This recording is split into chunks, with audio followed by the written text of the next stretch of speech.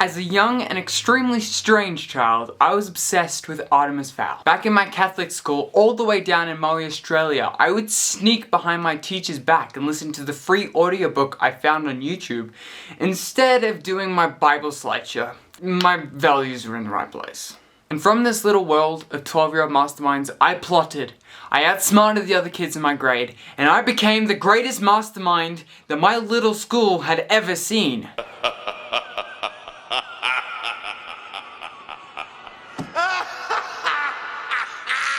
Plotting things like climbing on the school buildings and other mastermindish stuff. But now, my childhood has been stabbed, savagely, by this piece of crap we call a movie. Artemis Fowl is without exaggeration the worst Disney movie I've ever seen. This might well be the worst adaptation since Avatar: The Last Airbender. You actually sit down to watch the movie, so many more things fall apart. Artemis Fowl occupies a different category entirely. Artemis Fowl is absolutely incredible if you like visual torture. This wasn't just a bad movie. Artemis Fowl was doomed from the beginning. I mean, stunningly bad. Everything I dislike about this movie, I dislike because I just abhor the sensation of having my time wasted. I was maybe halfway through the first book when I got a solid understanding of how much of an utter betrayal this movie was going to be from the source material. This film is incredibly awful. It went from me as a 10-year-old replaying the audiobook over and over again because Butler sounded funny, to me now,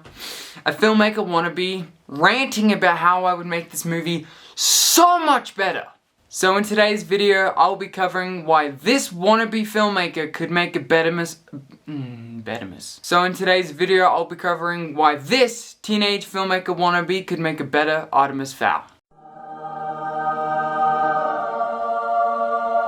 So when titles all over the internet like Artemis Fowl, the worst book adaptation ever, Disney's Artemis Fowl is a complete disgrace, and my personal favorite, looks like the next one ruined, will be Artemis Fowl. I think there are a few places that this film could improve. Number one is the tone. A huge problem with the version that's been plopped onto Disney Plus is they took it from an edgy anti-hero kid to a sweet, bright, light-hearted film about fluff.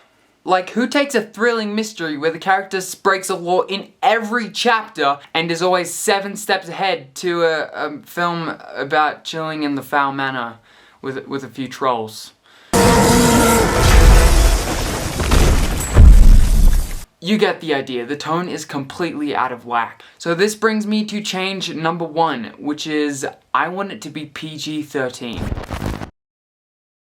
I would take it from a fluffy Disney Channel movie starring We Lost Interest and Mickey Mouse to a story of mystery and drama of a Sherlock story with the clean aesthetic of a Bond. Just think that. Sherlock plus 007 equals the LGVOTCM cut. Levi Gilbert's version of this crappy movie. I want it to be darker, grittier than your average sing-along Disney movie. I want to see a real criminal mastermind at work, not just a schoolboy with feelings. Don't get me wrong, I understand this was supposed to be a Disney movie, but trust me, this movie would be so much better if they just added a little bit of grit and mature themes. I'm not saying I want this to be the next Batman, I'm just saying I want it a little bit darker than your typical Disney movie. Think middle Harry Potter movies dark.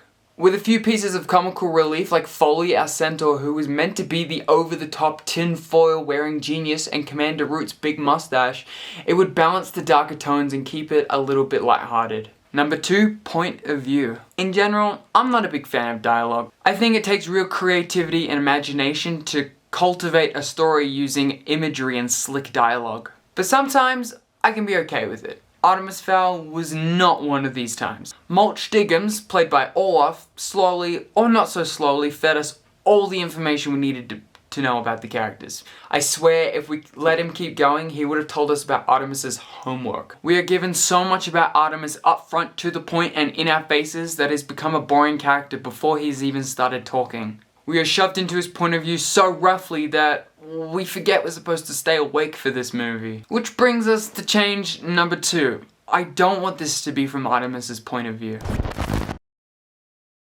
A major part of why I love the show Sherlock so much is the thrilling mystery and absolute fantastic filmmaking. It's also the conflicts that are created by seeing things from the point of view of Watson, rather than Sherlock, who is usually the main character. We get to see Sherlock from an outside perspective, and honestly, it takes a while for us to understand what the flip is going on with him, and probably exactly what Watson went through. In the LGVOTCM cut, we will witness Artemis Fowl from the view of an outsider, someone who doesn't quite understand everything that's going on in his genius brain. A character like Butler would be perfect. He's along for the entire ride, and as empathy builds between him and Artemis as the story progresses and they get to know each other more, we, the audience, will build empathy with Artemis. Even a character like Holly Short would create an interesting dynamic, you know, being kidnapped by a 12-year-old and all. But most importantly, there will be no damn dialogue. Intermission. Micro changes. Mulch Diggums will have a metal jaw because that jaw was nightmare fuel.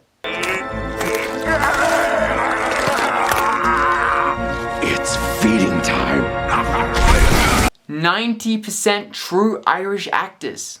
Add a heavy dose of Irish culture. I don't actually know anything about Irish culture, but I feel like that's kind of the point. Mulch Diggums is just a bad-mannered, burping, farting, belching, you get the idea. Perfect character for our inner middle schooler. Commander Groot, played by Harrison Ford, ? Artemis wears an all-black suit. A much longer movie, 2 to 3 hours long. Butler will be a huge Russian man with a bird beak of a nose. And movie with a cliffhanger that leaves jaws dropping onto the unwanted popcorn. Intermission over. Change number 3, the information.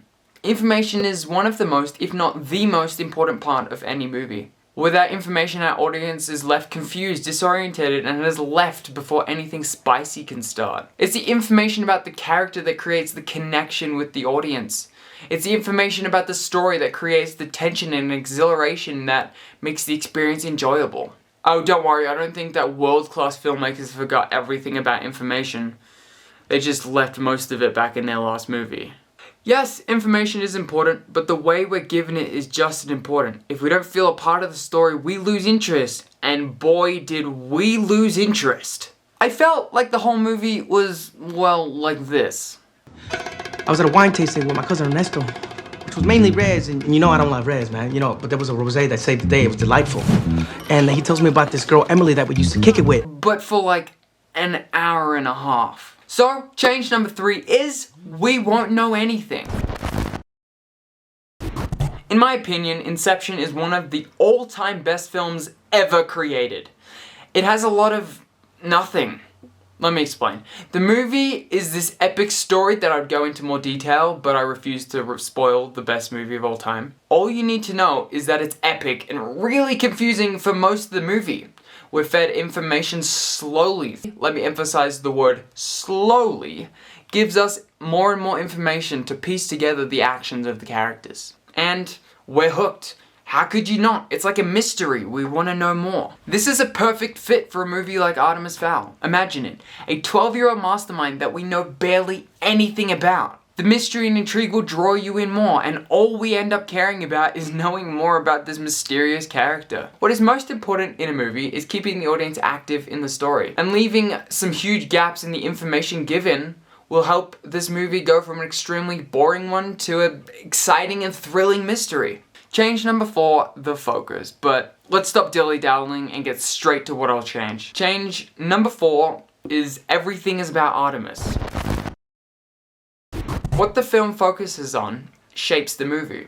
Just like how in Jaws the characters are focused on the fight with the shark rather than Martin's relationship with his wife. Ugh, I just imagine that movie. In Artemis Fowl we focused on the plot. Oh, we need to find the Archelos. Oh no, the fairies have invaded Ireland.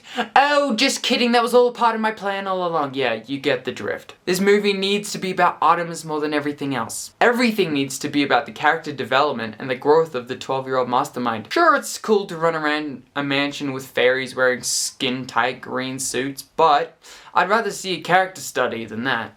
Or would I? I've seen fairies before. Big deal. Old news. What I would pay to see is a deep dive into this twisted criminal mastermind. Conclusion. The movie sucked.